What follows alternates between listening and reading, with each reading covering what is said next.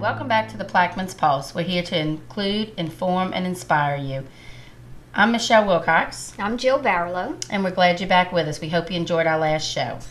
We have had tremendous feedback since the first and second episode, Jill. We've gotten a lot of tips that are going to be hinging on some really great stories coming up. One of the questions that we did get about the council meetings in particular is the difference between a resolution and an ordinance. So maybe you can kind of clear that up for us. Okay.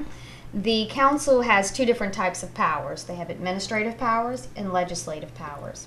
When they are exerting their administrative powers, they use resolutions, and that's where they're setting policies and procedures. When they're exerting their legislative powers, they use ordinances, which are law. Okay. Both of them have to be introduced at a public meeting, and then it has to lay over for 2 weeks until the next council meeting, at which time the council member who introduced, whether it be an ordinance or a resolution, has the option to withdraw the item. That means they take it off the agenda. It's not discussed. It's not voted on. They can discuss the item and then defer a vote, or they can discuss and vote at that time. Okay. If they vote and it passes, the parish president, as the executive branch, by the charter rules, he or she is obligated to follow the mandates set by the council through their resolutions and their ordinances. Okay, so I never did really understand how that worked. I knew we had to wait 2 weeks for some things to vote and other things not to. So at last 2 weeks ago at the meeting, there was an ordinance that was introduced about unfunding the lead parish attorney and the grants administrator. Now, what happened today as far as the vote? I was at the beginning of the meeting, but left before they got to this. So what exactly happened? It's actually two different ordinances, and it's an ordinance because we're talking a budget item. Okay. Changes to the budget has to be done by way of ordinances. And at today's meeting, both items were deferred, which means they're still on the agenda, so they could be discussed at the next council meeting. And I would say a deferral is probably an indication that there's some continuing lobbying efforts going on. So no vote. No vote today. Just deferred. Okay.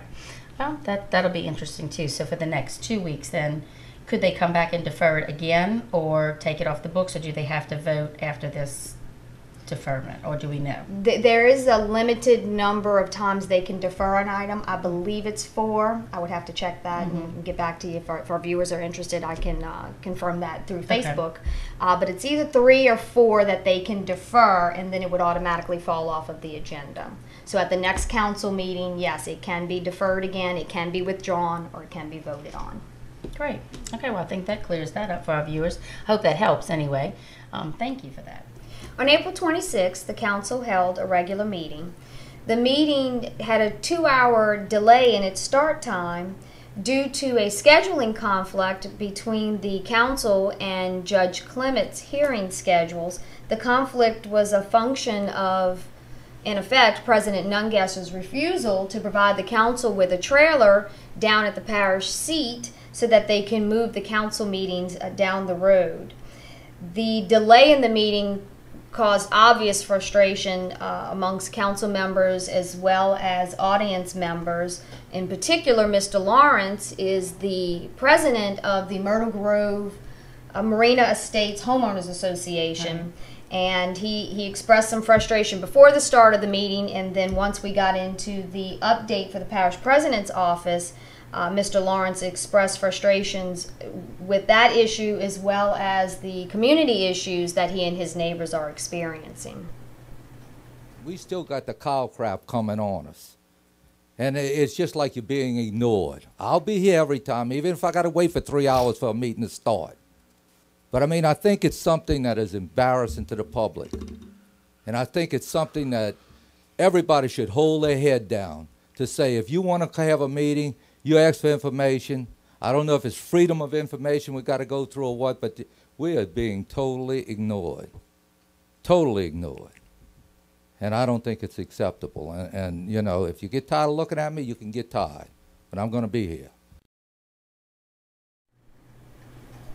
What exactly did he mean about cow crap, is what he said? Yes, yes. Apparently, there is some pumping going into the marsh area that's creating some odor problems for him and his neighbors, and that's what he was referring to, that particular issue. Okay. The discussion went on a little longer, at which point Councilman Marinovich chimed in, Right. expressing that he shared Mr. Lawrence's frustration with getting information out of the administration. We asked for communications. If this was why it was being delayed, why do we have to come here and ask for an update? Why can't they come to us and tell us? Answer the emails we send to them. I mean, you know, that's... Mr. Lawrence, excuse me. Mr. Turner Mr. sent Lawrence, an email. Okay. excuse me, but you're preaching to the choir. We have to go through the same thing. So you're preaching to people that don't need to hear it, Well, I to be think honest the with you. public ought to know. The public is well aware that of what's the- going on, I promise you. Well, when Mr. Turner, I go to my councilman, he sends an email asking for an update, and they don't even respond to him in writing. He didn't That- respond to that's anyone. Do you pathetic. understand what I'm saying? You're preaching to the choir here. The people that need to hear this on here, I'm not fussing at you, I'm telling you, the people that need to hear this on here, they're busy raising funds right now. Okay. So I'm not trying to cut you off, but you're really wasting your time telling us. Thank you, Mr. Lawrence. Well, we agree with you, Councilman Marinovich. We do think that the people do need to know, and hopefully we can assist by way of our show with that information. Absolutely. I know that President Nungesser was not at the meeting. He was at a fundraiser for himself at Impastados. I believe the invitation read $1,000 a person in Metairie from 11 to 1. It's For the purpose of? It just said to help with his debt. To retire debt? To retire debt. I think that picking a Thursday to do a fundraiser when that is the day of all council meetings is a little bit of a slap in the face to the constituents who are paying him to do a job. We need him to show up, and I know that he doesn't attend many council meetings, so to have a fundraiser on a Thursday, maybe, you know, it didn't occur to him, but I know it occurs to the people who pay his salary. So I would think that he'd be a little bit more considerate in showing up. And I think that also, and I know I'm rambling about this, but shouldn't there be some kind of law, or maybe it is ethics? How can you have a fundraiser during the time that you're working as parish president and raising money for a whole different entity than what you're working for at the same time? To me, that spells out conflict of interest. It's just my opinion. Well, I'm not certain if there's a violation of any state ethics laws in that respect, but I can tell you that the parish charter does mandate the parish president to be in attendance at meetings. I believe there's some language in the charter that states that he can be unseated should he fail to attend a certain number of meetings. So that's been an ongoing issue. I recall during the last parish president election that was, you know, often mentioned. So I can see that it does create some problems for the council by not having the parish president in attendance, because it sometimes causes a delay in them making progress, which affects the entire community. So it is unfortunate. Unfortunately, we were 2 hours late with this meeting and he never did show up. So, anyway. Okay, moving on. Moving on, the council passed a resolution. We talked about this during our last episode regarding the Port Sulphur lockup, that a resolution was introduced and it was passed unanimously with a 7-0 vote, 7 being that Councilman Griffin and Hinckley were not in attendance. So with the other 7 voted unanimously to, in effect, return that funding to the Port Sulphur lockup project. So hopefully that's an indication that Port Sulphur will get their lockup. Councilman Turner expressed some concerns about how that funding came to be diverted from Port Sulphur to Belle Chase. Exact same site. Now, why the shift was made, I don't know. It seemed as though FEMA should be willing to give us back what we had. In my understanding, the purpose of the legislation, Mr. Chairman, is because the money was diverted elsewhere to the Belle Chase area, my understanding of the legislation is to go back to the original location, original PW, the original project. So again, Councilman Turner there is further explaining that the purpose of this resolution is to put the funding back to its original project. One of the benefits to the parish of going back to that original funding is to prevent the loss of some of the funding, because part of the FEMA grant rules per se, or you only get 100% funding if you rebuild where it was originally located. And as Councilman Marinovich explained during the meeting, if that funding was diverted to Belle Chase, then the parish would have lost 25% of that funding. And what happens with this is this money is approximately $4 million that was shifted. First of all, if we shift the money, no matter what we decide to do with it in any area, if we shift this money, we automatically lose 25%, which means we eat $1 million.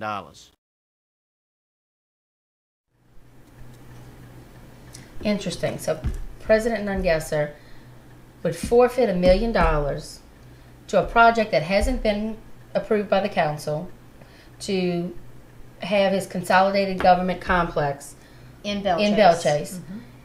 And risk the protection of the people from Port Sulphur to the end of the parish because he wants to build a complex up here. Apparently. Yes. Okay, moving on. Okay. Interesting. Continuing on the topic of the consolidated government complex that has not been approved by the council, at the April 26th meeting, the council passed an ordinance appropriating $150,000 in fencing for the buildings on F. Edward Hebert, which are slated to become this consolidated government complex. So $150,000 has been appropriated for a fence for a project that hasn't been approved by the council. Yet our courthouse in Point Lahash that needs to be rebuilt, that we've passed now in an election to do so, sits wide open. It's not secure at all. It's not safe. I know when we did our segment and went down and filmed, it was wide open, and it's a danger. I mean, kids, I almost fell in that big concrete hole thing that just sits out there. So we're going to appropriate to spend $150,000 on something that hasn't been approved, but we don't want to secure the courthouse in Point Lahash. Okay. Well, Councilman Buren stated the need for this fencing funding at the F. Edward Hebert site is because they're having a problem with people going onto the site and stealing copper and other materials. Council Marinovich brought a moment of sarcasm to the table while bringing attention again to the parish president for diverting funding from projects that are slated for down the road to Belle Chase. Thank you, Mr. Chairman. As everyone at the table knows, several years back the parish purchased the F. Edward Hebert complex from the state. That piece of property is fenced on 3 sides. The front of the property is not fenced at this time. The $150,000 is money to put a fence across the front of the property. In recent months we've had issues, I believe, with people driving back there and stealing copper and other metals. So with that, the administration has asked for the money to put a fence across the front of that property. I'm going to support you, Mr. Buren. We want to have our people in the grants department taking our money from Fort Jackson and moving it up here.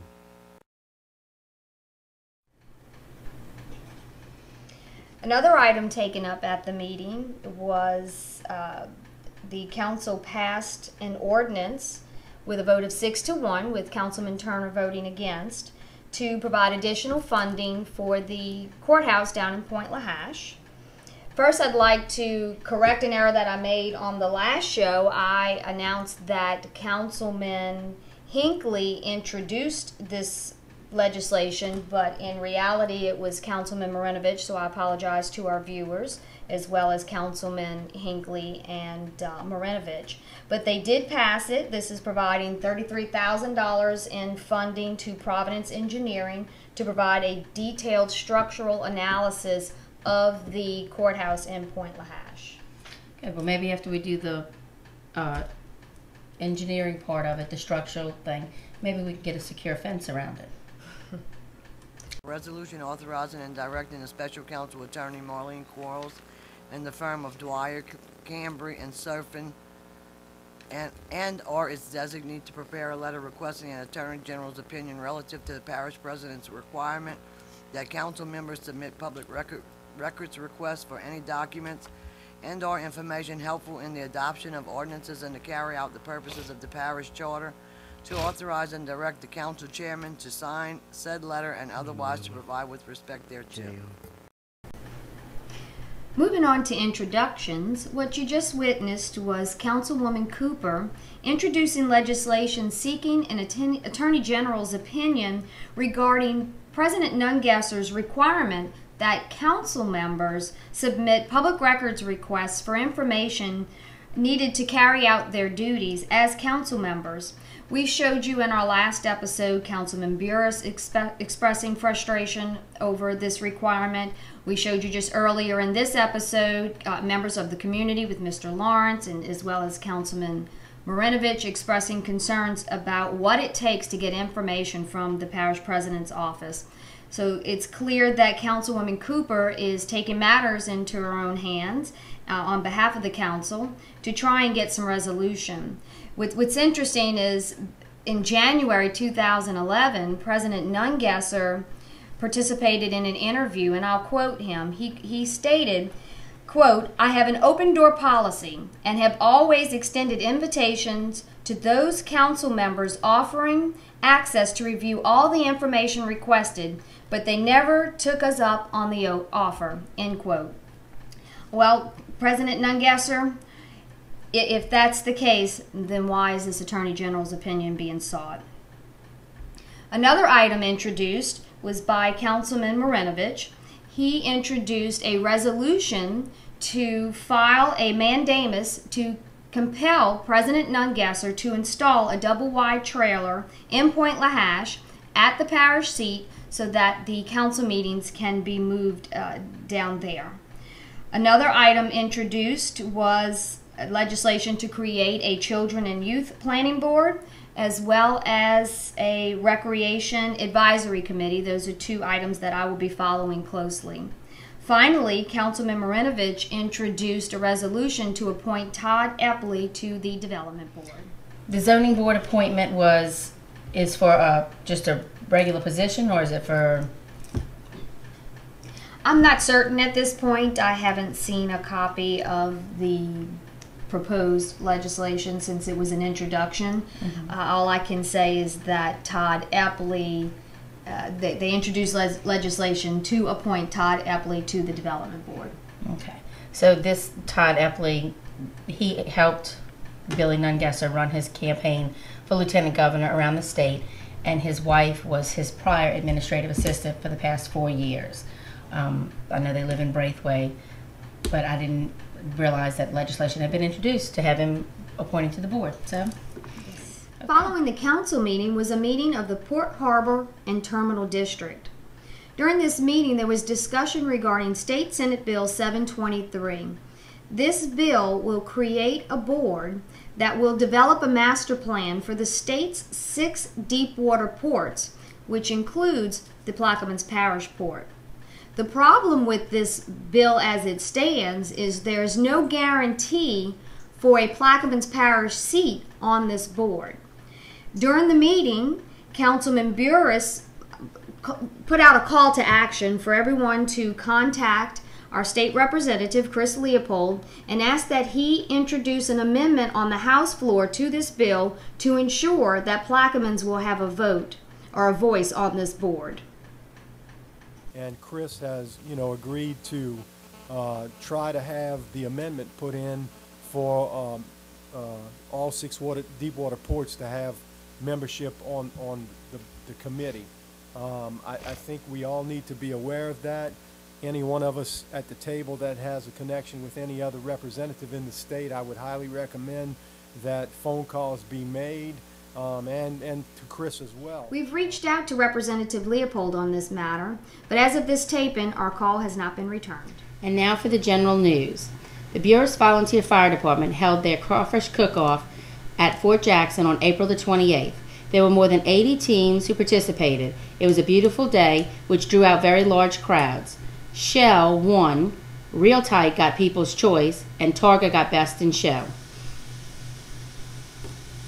The annual Grand Bayou Fishing Rodeo was held April 13th, 14th, and 15th.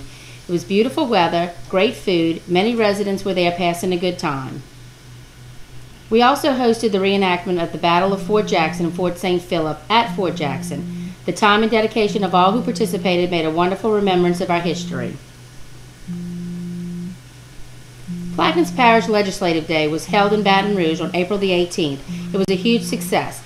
This day is to promote the bounties of Plaquemines Parish to other legislators and guests in Baton Rouge.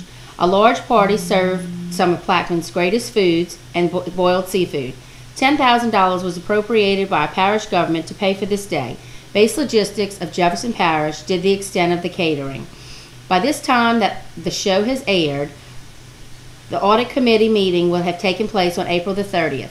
Councilman Lapine had added the $10,000 that was appropriated for that day to the agenda for discussions.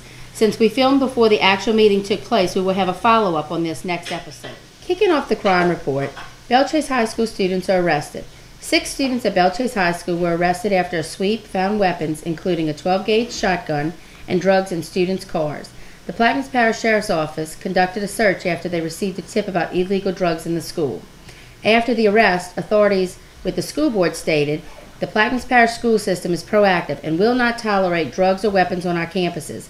We appreciate the Plaquemines Parish Sheriff's Department's support and hope that this will serve as a deterrent of unacceptable behavior. Other acts of crime around the parish from April 16th to April 25th. Belchase had 2 breaking and enterings, 2 reports of theft, and 1 report of theft of a vehicle. Oakville reported 2 counts of theft, Port Sulphur 1 breaking and entering, 4 reports of theft, and 1 theft from a vehicle. Empire only 1 report of theft, Buras 1 report of theft of a vehicle, Boothville 1 report of theft, Davan had 1 report of theft. Braithwaite, Pointe-a-la-Hache, Jesuit Bend, and Ironton had no reports of criminal activity. And now for our editorial. The First Amendment to the United States Constitution, freedom of religion, press, ratified on December 15, 1791. Congress shall make no law respecting an establishment of religion, or prohibiting the free exercise thereof, or abridging people peaceably to assemble and to petition the government for a redress of grievances. Overheard at the April 12th council meeting, quote, "We don't need council meetings. They don't do anything," end quote. And even worse, quote, "The public should not be allowed to attend council meetings," end quote. Unbelievably, these words were spoken by a parish administrative employee who apparently takes issue with the principles of the First Amendment of the United States Constitution. This parish administrative employee said prior to the start of the council meeting that our program, the Plaquemines Pulse, should not be allowed to air. Well, that's fine. That's your opinion. But as an employee of local government, you, above everyone, should know and should respect the right of the people to assemble, the right of the people to question their government, and the right of the people to watch their government in action. For it is the tax dollars of the people of this parish, the people that attend the council meetings, and the people that watch this show, the people that elected your employer, who employs you and pays your salary. Therefore, it is the opinion of this show that anyone who feels this way should read, learn, live, and respect the First Amendment of the Constitution. And if you don't like this program or any other program that abides by the amendment, simply change your channel. Thank you. Thank you for watching, and remember, we will include you in each show through your emails, tweets, or Facebook posts. We hope that to have inspired you to participate in your community and in our parish with your ideas, your concerns, and your voice for change. Plaquemines Pulse promotes good and honest government. Please send in any tips, concerns, complaints, and any other information that you feel is pertinent to our show at info@plaquepulse.com. Our new motto here at the Pulse is, "It's we the people, not you the politicians." Thank you for watching.